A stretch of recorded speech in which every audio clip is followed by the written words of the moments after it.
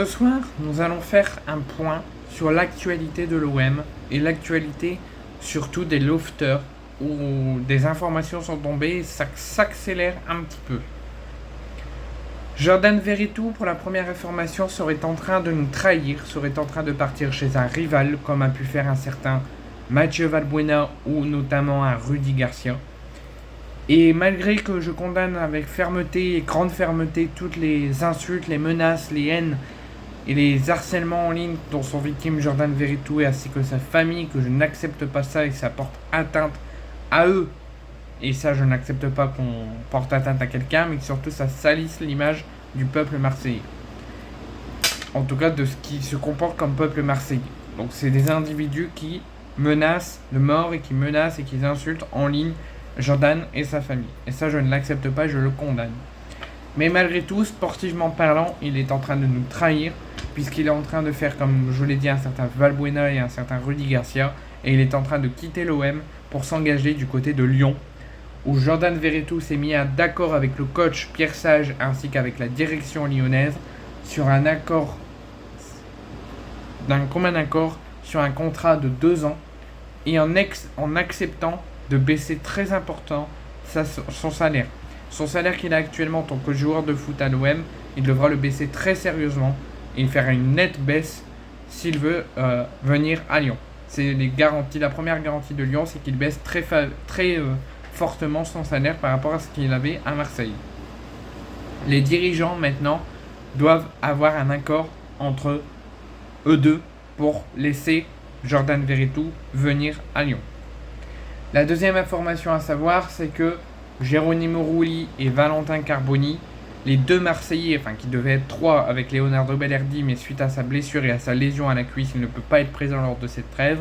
Donc Geronimo Rulli et Valentin Carboni sont arrivés aujourd'hui dans la journée au centre de la sélection d'Argentine pour la trêve internationale avec leur sélection pour jouer 2 rencontres durant ces 15 jours de septembre avant de revenir à Marseille pour repenser et relancer le championnat.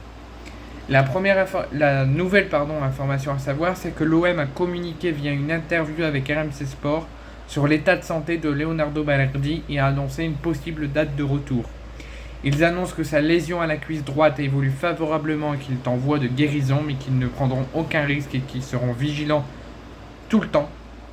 Comme il s'est blessé, ils vont 24 heures sur 24, ils seront vigilants, mais que malgré tout, sa blessure n'est pas si grave que ça, qu'elle évolue très favorablement vers un retour et un soin complet à 100%. Et ils disent même qu'il pourrait encore rester en soins pendant 3 semaines et revenir pour la rencontre au Groupama Stadium à Lyon pour l'Olympico. Parce que là, l'OM a 15 jours de trêve. Quand ils reviendront, ils recevront l'OGC Nice au Vélodrome. Et ensuite, ils iront à Lyon au Groupama Stadium. Et c'est là où Balerdi pourrait revenir.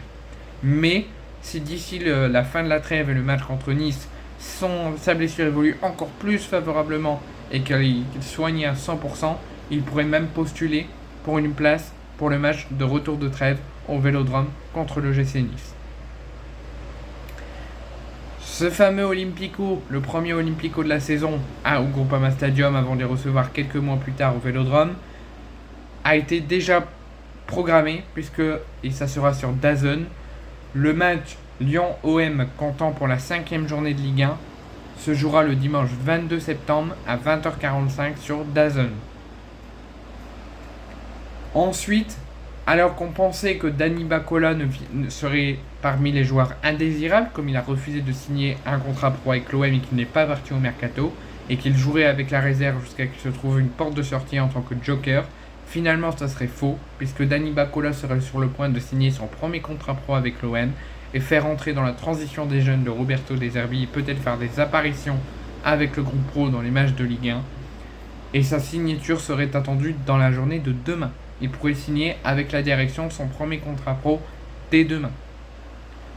Ensuite, concernant les modalités du possible transfert de Jordan Veretout à Lyon, si toutes les accords sont trouvés, tous les détails sont réglés et qu'il signe à Lyon.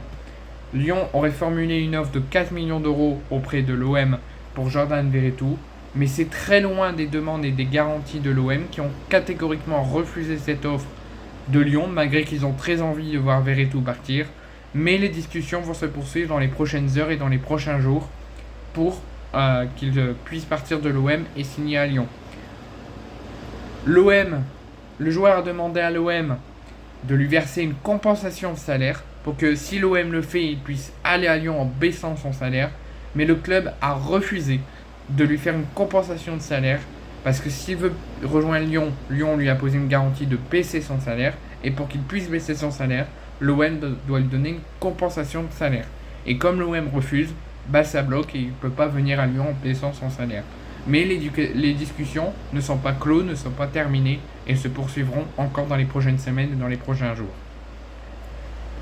Malgré que Jordan Veretout s'est mis tout de même d'accord avec Lyon pour quitter l'OM.